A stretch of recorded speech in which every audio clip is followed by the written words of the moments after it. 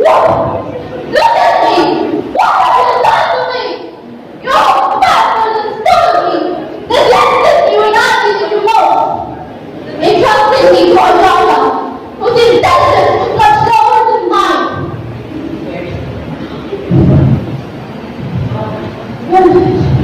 Well, you go about the parties, meetings, and round the temples.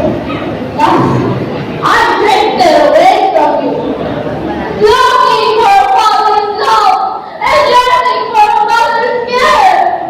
After all, everything changes. You too must change. You spend more time with broken people, minded people, or productive. You even mastered the headline of the newspapers and those fellows and masters. Now you know what I do. I will make everything I do to myself. Tell me, how good are you? If you really wish to ensure my future, then where is that home? Where are you waiting? Because I need you to protect me from all the evil influences that will threaten my very own understanding. But if I really want it, you God bless me and you please help